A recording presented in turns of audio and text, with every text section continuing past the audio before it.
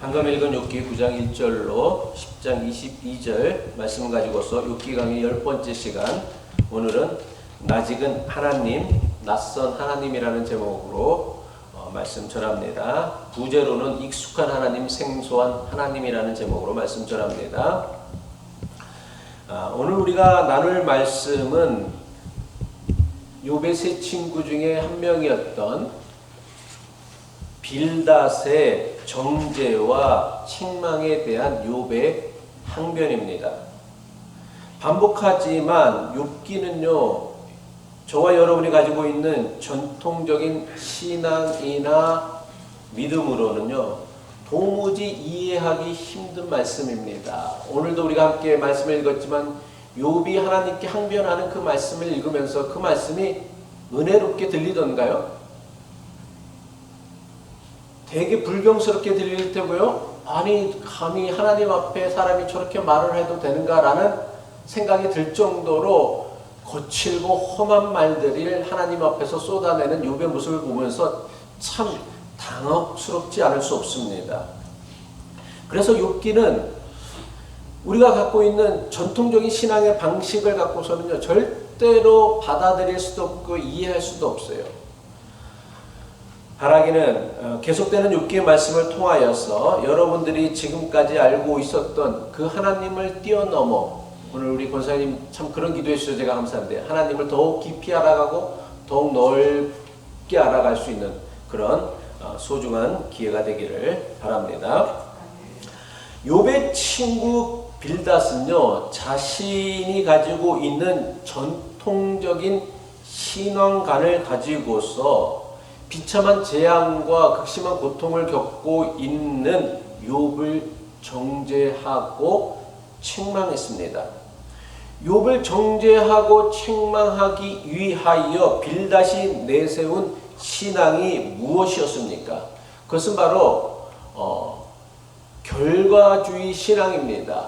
빌닷의 신앙은 결과주의 신앙이에요. 그의 신앙을 나타내는 한마디 구절은 내 시작은 미약하였으나 내 나중은 심히 창대하리라.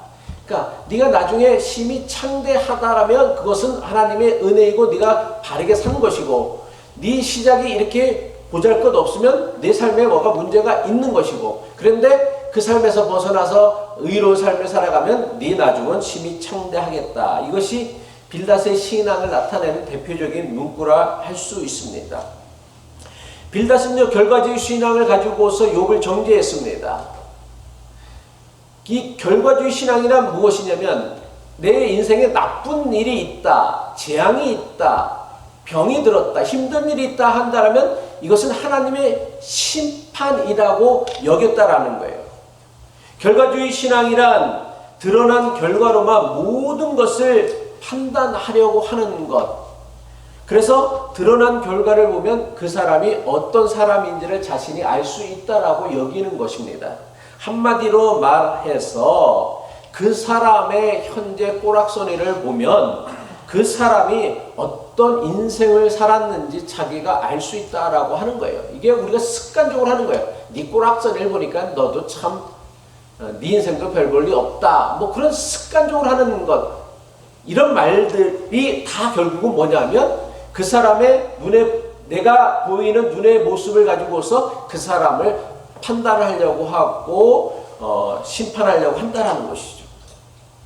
빌닷은요, 비참한 재앙과 극심한 고통을 겪으며 마을에서 쫓겨나서 쓰레기 더미, 잿더미는 당시 그 집에서 썼던 그 불을 떼서 살았을 거 아니에요? 그 불을 떼다 남은 재를 다 갖다 버리는 곳이 마을에 있었습니다. 그 잿더미에 욥이 있었다고 했죠. 거기서 이제 자기의 종기라는 부분들을 거기서 버려진 어떤 쓰레기들 갖고서 이렇게 몸을 긁었다고 했는데, 극심한 재앙을 겪고요, 전 재산을 잃고요, 자식 모두를 잃고요, 그리고 자기 몸에는 그 보기 흉한 그 피부병이 생겨서 잿더미에 앉아서 도자기로, 깨진 도자기로 자기의 몸을 긁고 있는 욥의 꼬락서니를 보니까 빌닷이 생각하기에 이것은 다 그가 저지른 죄에 대한 대가를 치르는 것이라고 단정했다는 것입니다. 빌닷은요, 욥의 10자식이 한날 한시에 죽은 것 역시 너의 자녀들이 지은 죄에 대한 하나님의 심판이라고 이야기했습니다. 빌닷이 왜 이렇게 생각을 했냐면, 빌닷이 믿는 하나님은 어떤 하나님이었어요? 공의로우시고 정의로우신 분이기에 죄가 없는 사람에게는 결코 재앙이나 벌을 내리지 않습니다. 반대로 죄가 있는 사람은요, 아무리 그 죄를 감추고 숨기려고 해도 반드시 그 죄를 벌 주시고 심판하시는 분이다라고 믿은 거예요.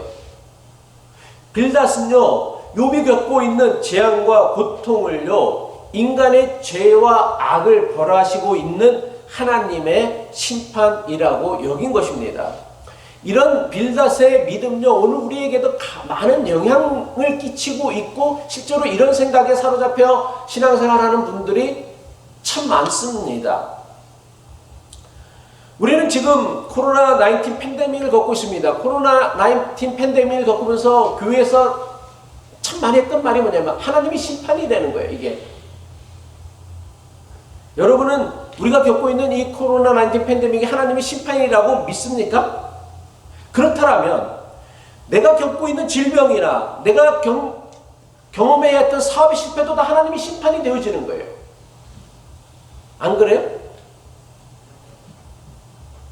그리고 내가 겪어야 하는 상처나 아픔도 다 모두 하나님의 심판으로 인한 것이에요. 네. 근데 정말 그러냐라는 거예요. 코로나19 팬데믹도 하나님의 심판이고, 내 인생의 좌절, 실패, 이것도 하나님의 심판이고, 내 사업의 실패도 하나님의 심판이고, 내 신체 질병도 하나님의 심판이고, 또 내가 겪어야 했던 상처, 아픔도 다 하나님의 심판이라는 거예요. 이거는요, 하나님에 대한 바른 믿음이 아닙니다. 자신이 믿고 있는 하나님에 대한 신념에 불과한 거예요. 믿음과 신념을 우리는 혼동해요. 하나님에 대한 믿음과 하나님에 대한 나의 신념을 우리는 동일시하는데, 하나님에 대한 믿음과 하나님에 대한 나의 신념은 같은 게 아니거든요. 사람의 눈에 보이는 결과를 가지고요, 모든 것을 판단하려고 하는 것은요, 하나님의 심판대 대신 하나님의 심판을요, 사람들이 제멋대로 이용하는 것에 불과합니다. 특별히 교회에는요, 이런 것들을 너무나 잘 이용하는 사람들이 너무나 많아요. 그래서 드러난 현상이나 결과를 가지고서요, 하나님의 심판을 남발하면서 교인들을 위협하고 다른 성도들을 위협합니다. 야, 너 그거 하나님이 벌 주시는 거야. 하나님의 심판이야. 이런 신앙들이 어디에까지 발전을 하게 되어지냐면, 시한부 종말론자들이나 조건부 종말론자들이 사실은 어떻게 보면 빌닷과 같은 부류에 해당하는 신앙이라고 할 수 있습니다. 뭐 홍수가 조금이나 나면, 지진이 나면, 해일이 나기도 한다면 다 하나님의 심판이래. 그래서 우리가 회개해야 된다는 거예요. 이게 뭐예요? 전형적인 빌닷류의 신앙이다라는 거예요.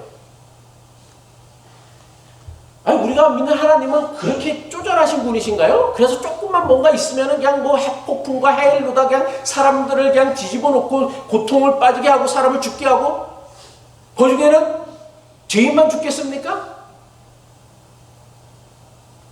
뉴욕에 불어닥친, 뭐 캘리포니아에 불어닥친 산불로 악한 사람만 죽습니까? 크리스천들은 죽는 사람이 없나요? 다치는 사람 없나요? 재산상 손해보는 사람들은 없나요? 그런데도 이런 주장들이, 빌닷류의 그 주장들이 교회에는 너무나 잘 먹혀 들어가요. 빌닷은요, 하나님은 곧 정의의 집행자라는 자기 신념에 사로잡혀 살았던 사람이었어요. 그래서 빌닷이 뭐라고 얘기합니까? 하나님이 어찌 정의를 굳게 하시겠으며, 전능하신 이가 어찌 공의를 굳게 하시겠는가?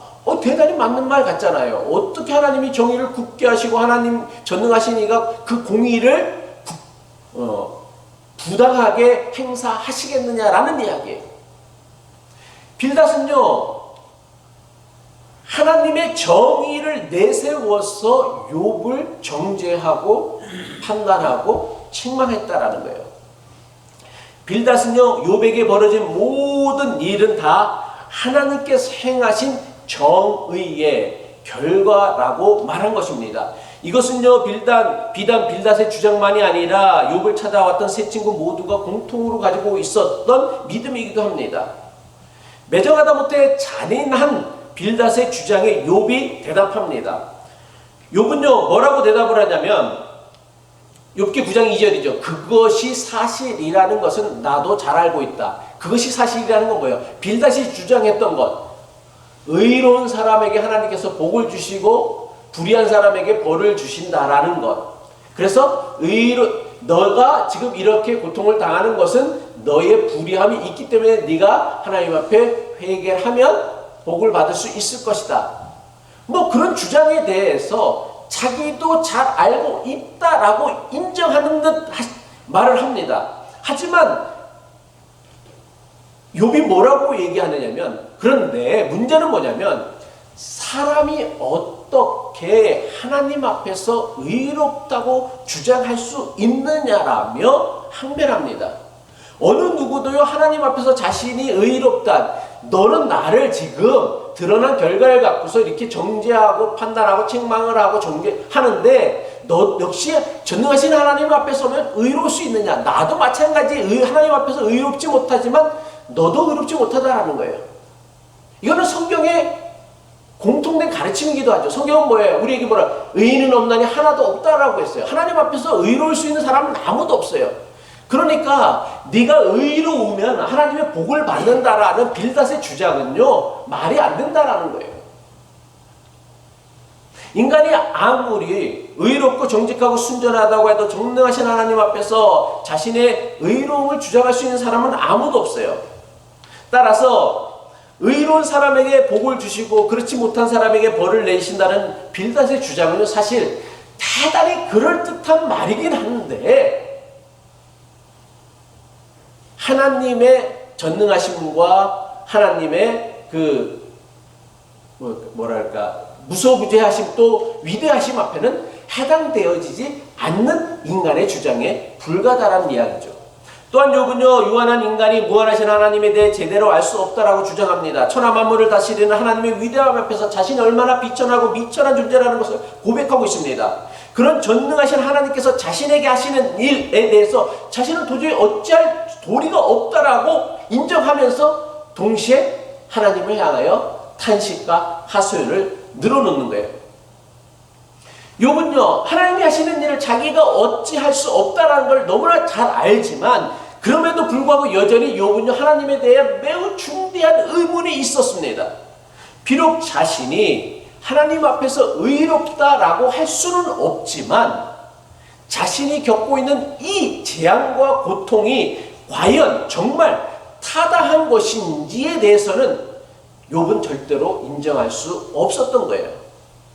그런데 문제는 뭐냐면 자신이 아무리 자신의 결백과 무죄를 주장한다 할지라도 하나님의 정의와 하나님의 공의와 하나님의 뜻은요, 자신으로서 인간으로서는 도무지 가늠할 수 없기에 아무 소용이 없다라며 탄식합니다. 욥기 9장 20절로 22절의 말씀이 그것에 대한 탄식을 나타내는 표현이죠. 비록 내가 옳다고 하더라도 그분께서 내 입을 시켜서 나를 정죄하실 것이며 비록 내가 흠이 없다고 하더라도 그분께서 나를 틀렸다고 하실 것이다. 다만 산다는 것이 싫을 뿐이다. 그러니까 나는 아무 흠도 없고 내가 틀리지 않았고 옳다고 생각을 하는데 하나님은 나를 틀렸다라고 얘기하시고 나를 정죄하시는 것 같고 그분께서 나를 잘못됐다고 말씀하시니까 나는 살기가 싫다라는 거예요. 나에게는 모든 것이 한 가지로만, 그러니까 욥의 관점에서 볼 때에는 모든 것이 다 한 가지로 여겨지는데 뭐냐면, 그러므로 나는 그분께서는 흠이 없는 사람이나 악한 사람이나 다 한 가지로 심판하신다라고 말할 수밖에 없다. 이게 자신이 겪고 있는 원인과 이유를 알 수 없는 재앙과 고통에 대한 욥의 항변이었고 탄식이었습니다. 이게 욥의 친구들과 욥이 자신이 겪는 그 고통을 바라보는 극심한 어떤 시각의 차이였다라는 것이죠. 욥의 친구들은요, 비참한 재앙과 극심한 고통을 겪고 있는 욥을 보고는 그가 이러한 엄청난 재앙과 고통을 겪는 데에는 반드시 타당한 원인이나 이유가 있다라고 생각했습니다. 믿었습니다. 욥의 친구들이 생각하고 믿었던 욥이 겪는 재앙과 고난의 원인 또는 이유가 무엇입니까? 욥이 하나님께 심각한 죄를 지었다라는 거예요. 죄가 있지 아니하고는 이런 심판, 이런 벌을 받을 수 없다라고 믿었다라는 거예요. 하지만 욥은 친구들의 주장을 도무지 인정할 수도요, 받아들일 수도 없었습니다. 욥은 자신은 이런 재앙과 고통을 겪을 만한 죄가 없음에도 자신은 억울하고 부당한 고난을 받고 있다라고 생각한 거예요.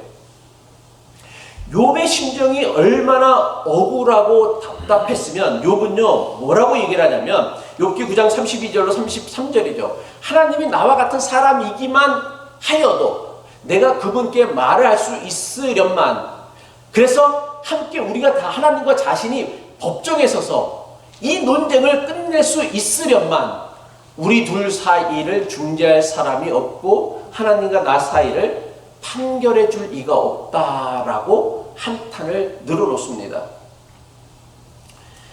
이것은요 지금까지 인생의 유일한 재판관이자 심판자라고 믿어왔던 전능하신 하나님의 심판을 욥이 도무지 받아들일 수 없었던 그의 절규라 할 수 있습니다. 하지만 하나님은 사람이 아닌 까닭에 하나님을 법정에 세울 수 없음을 욥은 너무나 잘 알고 있었습니다. 하나님이 우리의 유일한 심판자이고 재판자이기에 또 다른 재판자를 세울 수 없으므로 너무나 안타깝고 한스러웠다라는 거예요. 그래서 욥은 더더욱 답답하고요 억울할 수밖에 없었습니다. 이처럼 욥기는 우리에게 매우 이해하기 힘든 어떤 그 영적인 도전을 주고 있습니다. 성경은요 하나님에 대해 사람에게 당신의 존재를 드러내시는 분인 동시에 감추시는 분으로 하나님을 소개해주고 있고 가르쳐주고 있습니다. 성경에 기록된 하나님은요 수많은 믿음의 사람들에게, 믿음의 선조들에게 나타나고 역사하시는, 말씀하시는 대단히 익숙하시고 친근하신 하나님이십니다. 하지만 동시에 성경은요 이 세상 누구도요 하나님을 본 사람은 아무도 없다라고 선언하고 있습니다. 요한일서 4장 12절이죠. 지금까지 하나님을 본 사람은 없습니다. 요한복음 1장 18절의 말씀도 마찬가지죠. 일찍이 하나님을 본 사람은 없으나, 하나님을 본 사람이 없다라는 것이 성경의 일관된 가르침이라는 거예요. 그러면 성경이 이 세상 누구도 하나님을 본 사람이 없다라는 말씀이 무슨 뜻입니까? 하나님은요 대단히 낯익은 익숙한 분이시면서 동시에 사람이 도무지 알 수 없는 낯선 분이시다라는 거예요. 그렇게 성경이 다 하나님의 말씀으로 가득 차 있는데도 불구하고 하나님을 만나본 사람이 아무도 없는 거예요. 본 사람이 아무도 없는 거예요. 만나서 본 사람이 아무도 없는 거예요. 모세가 하나님을 대면하여 보았다고 했지만 모세가 하나님을 본 것은 뭐예요? 하나님이 지나가신 후에 하나님의 뒷모습을 보았다라고 얘기했어요. 이게 우리에게 무엇을 전해주냐면 하나님은요 대단히 낯익은 익숙한 하나님이며 하나님인 동시에 대단히 알기 어려운 낯선 존재이기도 하다라는 거예요. 우리가 믿는, 저와 여러분이 믿는 하나님은요 전능하시고요 거룩하시고요 공의로우시며 사랑이 많으신 대단히 익숙하고 친숙하신 하나님입니다. 날마다 우리와 함께 하시는 임마누엘 하시는, 임마누엘의 뜻이 뭐예요? 날마다 우리와 함께 하신다. 그 하나님은 늘 우리와 동행하시는 분이시라는 거예요. 그래서 우리를 눈동자와 같이 살피시고 우리의 피난처가 되어주시고 우리의 산성이 되어주시고 우리의 요새가 되어주시는 하나님이십니다. 이것이 우리가 자주 들어왔던 낯익고 익숙한 하나님의 모습이며 동시에 우리가 바라고 원하는 하나님의 모습이기도 하다라는 거예요. 하지만 하나님께서는 항상 이런 모습으로만 사람에게 나타나시고 계시하지는 않는다는 사실을 알아야 합니다. 욥의 경우처럼요. 욥이 아무리 간절히 부르짖어도 도무지 그의 절규를 들으시는지 확신이 들지 않을 때가 너무나 많아요. 그래서 욥이 뭐라고 얘기했어요? 내가 하나님 앞에 부르짖지만 그 음성을 들었는지는 난 잘 모르겠지만 그 음성을 나에게 듣고서 나에게 응답해 주셨다라고 자기가 도저히 믿을 수 없다라고 얘기를 해요.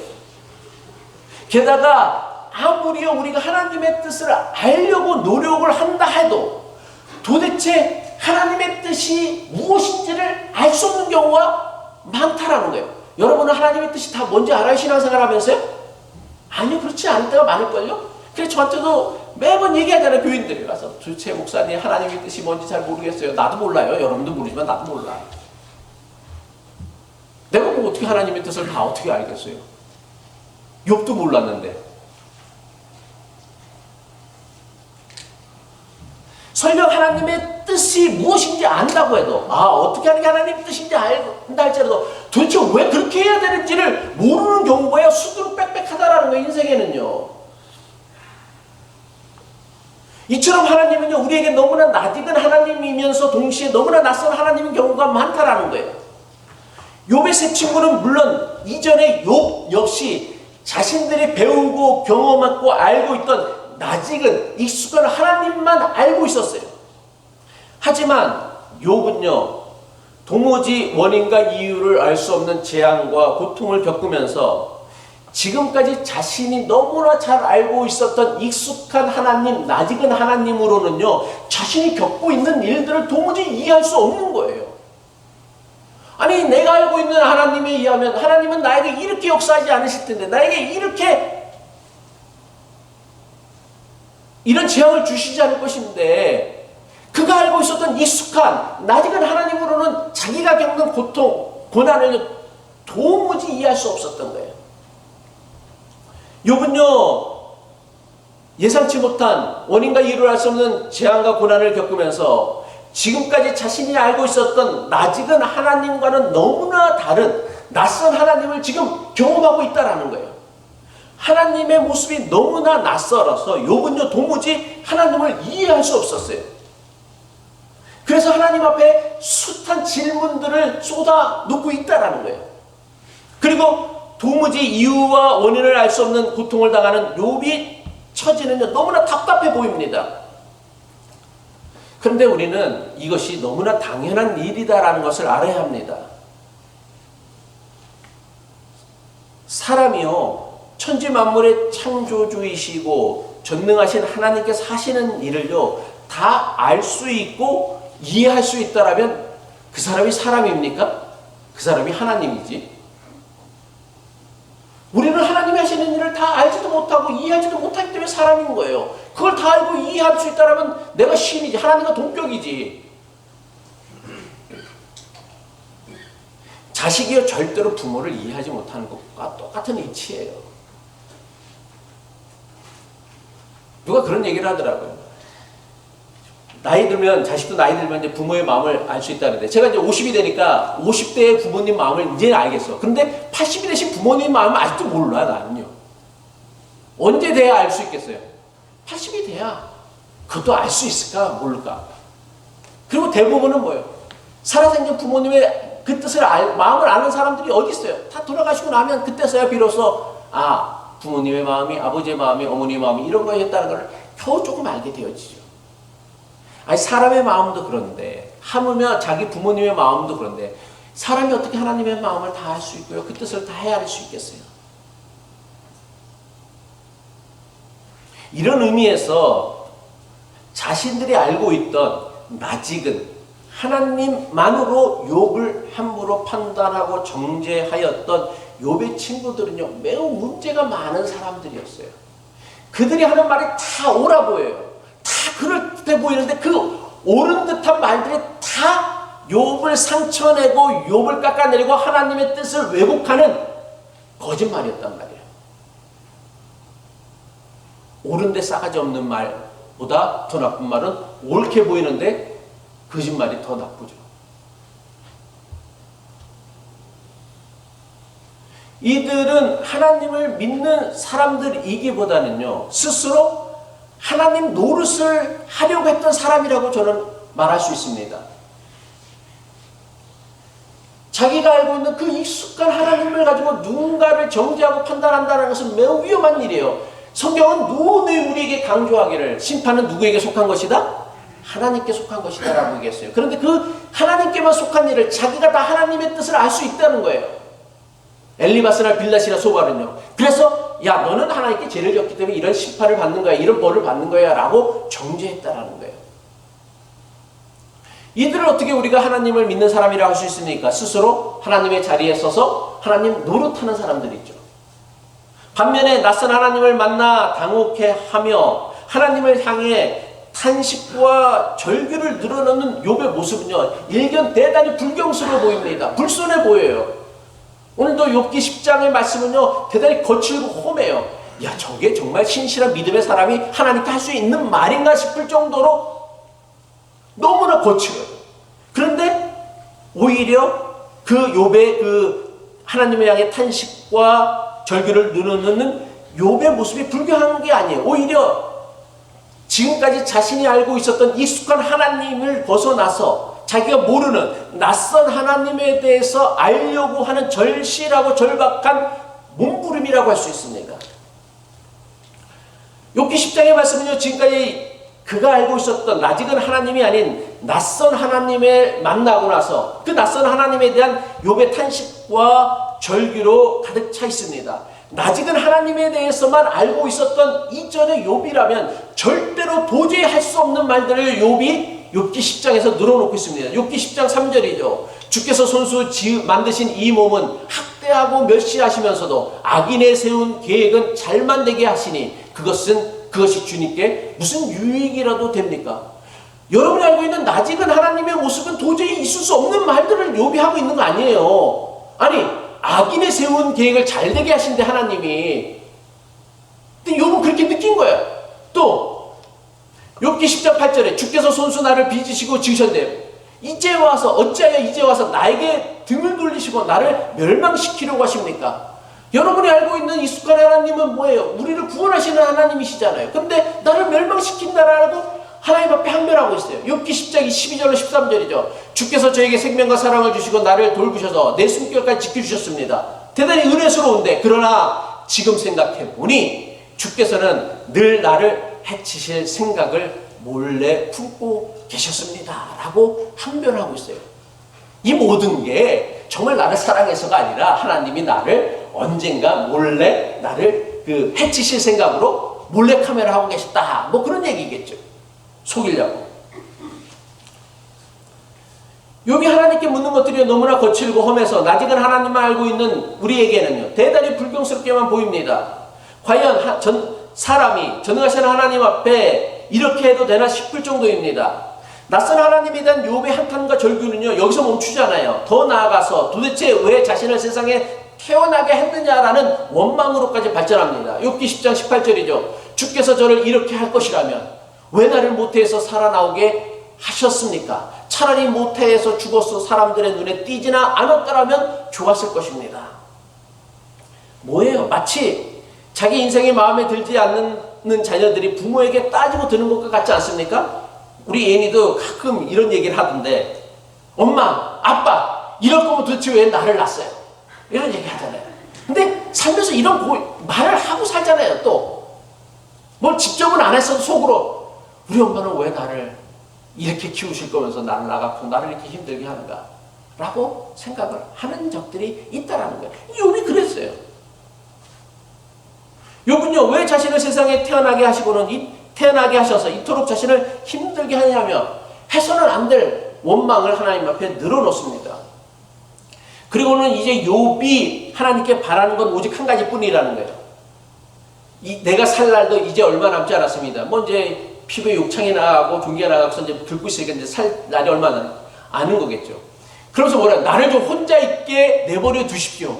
내게 남은 이 기간만이라도 내가 잠시라도 쉴 수 있게 해 주십시오.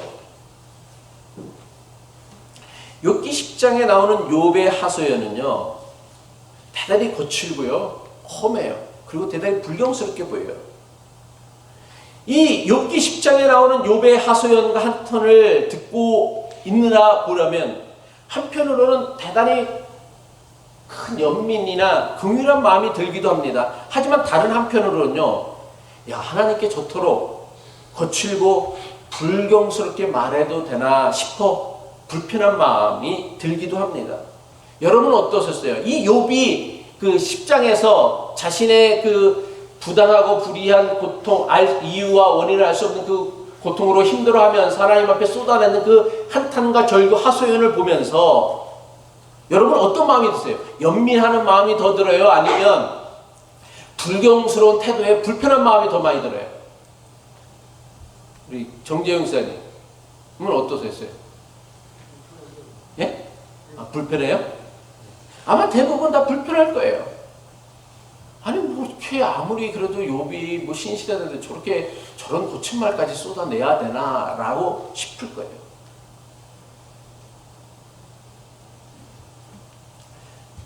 왜 그런지 아세요?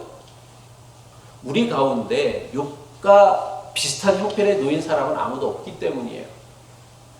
그리고 우리 주변에도요, 이런 정도로 어렵고 힘든 처지에 놓인 사람을 찾아보기가 힘들기 때문이에요. 그래서 욥의 이야기를 읽으면서도 여러분들이 좀처럼 실감이 나지 않는 거예요.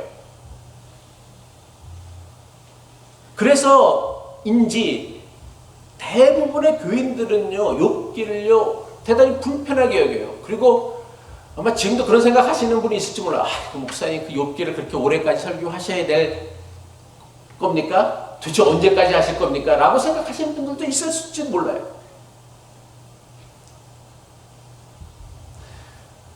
욥기를 불편하게 여기는 이유가 뭘까요? 욥기를 불편하게 여기는 진짜 이유는요, 우리 지금 어느 누구도 욥과 같은 삶을 살고 싶지도 않고요, 이런 운명에 놓이고 싶지도 않기 때문이에요. 그래서 안 읽으면은, 모르면은 되지 않느냐라고 생각을 하는 거예요. 그리고 욥기를 읽으면서도요, 나는 절대로 그런 삶을 살고 싶지도 않고 그런 형편에 놓이기 쉽지 않고 그런 운명을 취하지도 않고 싶어 하니까 욥기를 읽으면서도 좀처럼 욥에게 감정이입이 되지도 않고요, 감정이입이 되지 않으니까 공감도 생기지도 않고 연민도 생기지도 않고요, 연민도 생기지도 않고 공감도 생기지 않으니까 신앙적인 연대감도 생길 수가 없는 거예요.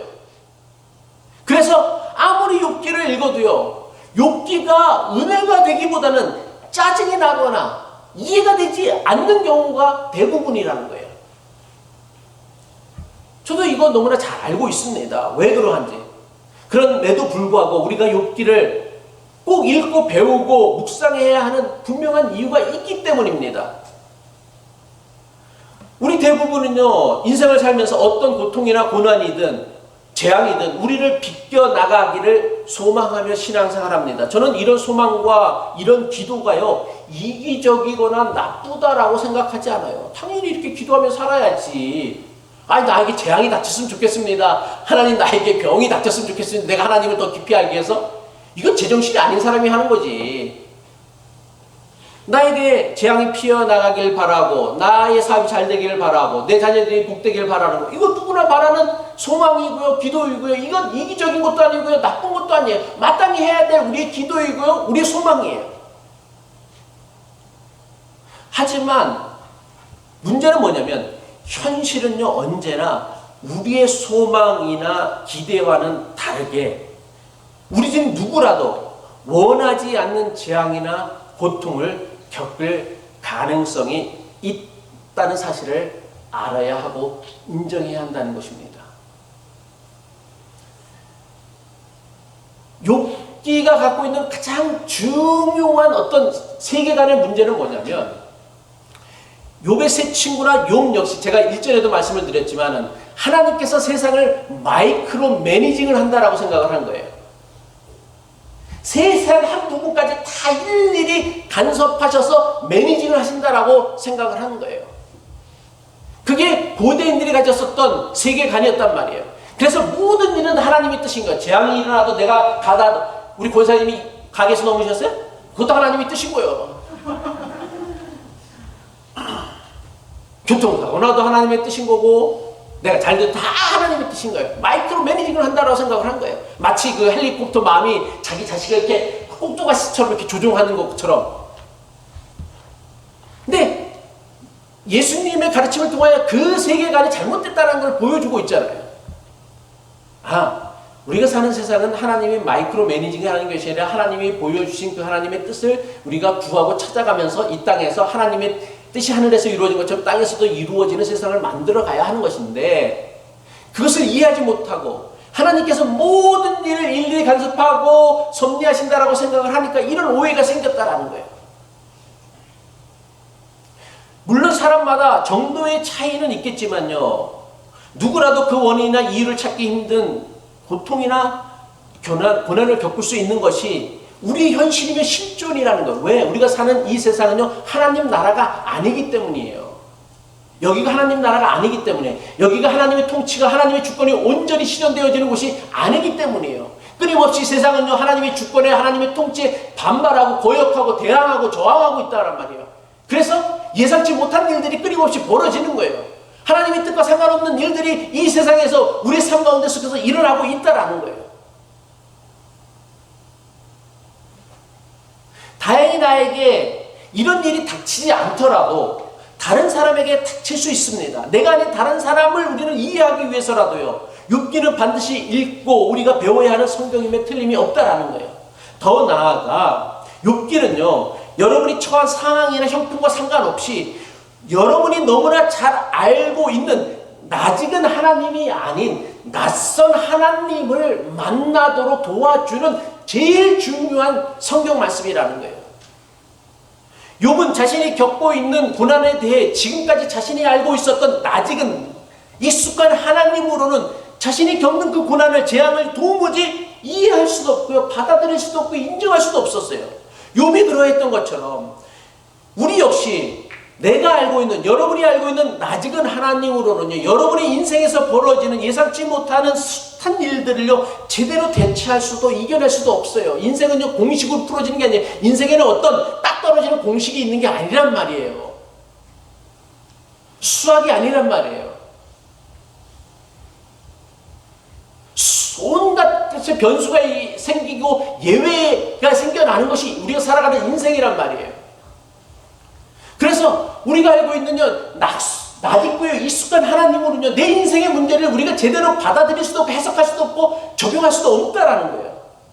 욥을 위로하기 위해 찾아온 세 친구들의 결정적인 실수가 무엇입니까? 자신이 알고 있는 낯익은 하나님으로만 욥이 겪는 고통을요, 함부로 제멋대로 판단하고 정죄하고 심판하려 했다라는 거예요. 자신들이 하나님이 아님에도 불구하고 자신이 알고 있는 낯익은 하나님을 앞세워서 자신들이 뭔 노릇을 한 거예요? 하나님 노릇을 대신한 거란 말이에요. 하나님도 아무 말씀 안 하시고 계시는데 자신들이 앞장서서 자신이 알고 있는 낯익은 익숙한 하나님을 가지고 하나님 노릇을 했다라는 것이죠. 반면에 대단히 거친 말로요, 하나님이 누구이신지를 묻는 욥의 태도는요, 불경스러운 게 아닙니다. 마땅히 가져야 하는 우리 신앙의 태도로 할 수 있습니다. 불경스러워 보이는 욥의 모습은요, 인간의 지식이나 능력으로는 도저히 알 수 없는 하나님에 대해 인간이 끊임없이 물어야 하는 신앙의 바른 태도로 할 수 있어요. 오히려 왜 그래야 되느냐? 그래야만 우리는요, 지금까지 몰랐던 하나님에 대해 더 깊이 알아갈 수 있는 거예요. 여러분요, 인생이 깊어질수록, 나이가 들수록요, 여러분들이 지금까지 알고 있었던 하나님으로는요, 도저히 해결할 수 없는 인생의 문제들을 만나게 되는 게 우리 인생의 예측 불가능함이라는 거예요. 근데 우리는 자꾸만 뭐를 붙잡고 있냐면, 지금까지 자신이 알고 있는 아주 익숙한 낯익은 하나님만 붙잡고서 여러분의 인생을 해결하려고 하고 해석하려고 하고 또 풀려고 하니까 풀려지지는 않는 거예요. 그러니까 뭐예요? 결국은 신앙에 좌절을 하는 거예요. 낙심을 하는 거예요. 포기하는 거예요. 하나님 믿어도 아무 소용도 없는데 이런 소리를 할 수밖에 없는 거예요. 이런 자괴감에 빠질 수밖에 없다라는 거예요. 대부분의 교인들이요, 하나님을 믿는다는 것을 어떻게 오해하느냐면, 자신이 알고 있는 낯익은 하나님을요, 절대시하는 것을 믿음이라고 생각을 해요. 저는 이것을 신앙의 강화라고 표현하고 싶습니다. 다시 말해, 자신이 알고 있고 믿고 있는 하나님에 대해서 더욱 단단하게 만드는 거예요. 튼튼하게 만드는 거예요. 그래서 속으로는 믿어지지 않으면서 하나님이 나를 눈동자까지 살피시는 하나님은 요새시고 나의 산성이고 반석이야. 뭐 목사가 얘기하고 성경에 나와 있으니까 그게 맞는 말이야. 근데 속으로 그렇지도 않으면서 그래 맞아 하나님은 눈동자에 우리 살피시는 분이야. 반석이고 요새가 되신 하나님이야. 믿습니다. 아멘 믿습니다. 아멘을 남발하는 거예요. 끊임없이 어떻게 자기 스스로를 세뇌시키는 거죠. 이 신앙의 강화는요, 좋게 말해서 강화이지 나쁘게 말하면 뭐예요 이게? 가스라이팅이에요. 누군가를 조종하는 거예요.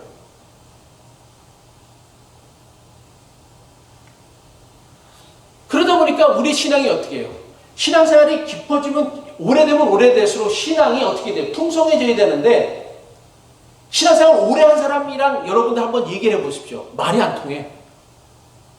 자, 그런 거 경험 안 해보셨어요? 아주 외골수로 막 신앙생활 얘기를 해보면 말이 안 통해. 이해하기 안 통해. 왜 그런지 알아요? 이 사람들은 뭐를 했던 거야? 끊임없이 신앙의 강화를 구축해 나간 거란 말이에요. 그래서 유명한 말 있잖아요. 강화가 약화를 만들어낸다고요.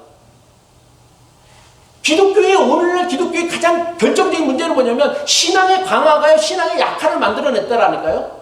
하나님은요, 무궁무진하신 분이에요. 광대하신 분이에요. 전지전능하신 분이에요.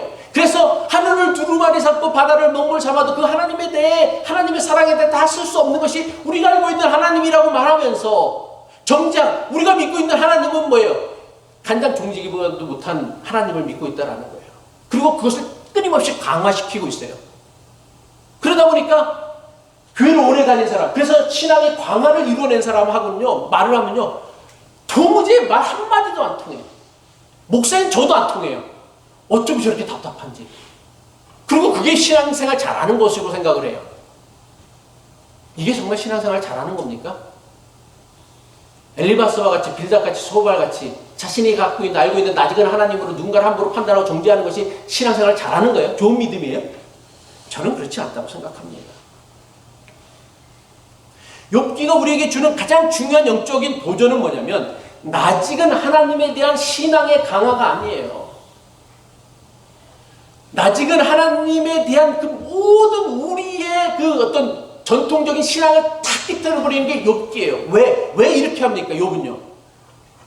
이전에는 도무지 알지도 생각하지도 않았던 낯선 하나님에 대하여, 내가 모르는 하나님에 대하여 알게 하고 생각하게 하고 고민하게 만들기 위하여 욥은 우리에게 충격적인 질문을 던지고 있는 거예요. 저는 이걸 뭐라고 얘기하냐면 신앙의 심화라고 얘기하고 싶습니다. 강화와 심화는 다르죠. 강화는 내가 갖고 있는 것들을 더욱 강하게 만드는 것이라고 한다면 심화는 뭐냐면 내가 갖고 있는 신앙을 더욱 깊고 넓게 만드는 것을 심화라고 해요. 그러니까 강화는 내가 알고 있는 수학 공식을 끊임없이 반복하여 외움으로 말미암아서 그 원칙을 잊어버리지 않게 만드는 걸 강화라고 얘기한다면 심화는 뭐예요? 그 공식을 이용하여서 다양한 문제들을 풀어낼 수 있도록 공부하는 걸 심화라고 한다는 말이에요. 신앙도 마찬가지라는 거예요. 욥기는요, 낯익은 하나님에 대한 신앙의 강화를 요구하는 게 아니에요. 낯선 하나님에 대하여 신앙의 심화를 배우도록 돕고 있는 말씀이라는 거예요. 그래서 욥은요, 끊임없이 하나님에 대하여 묻고 따지는 거예요.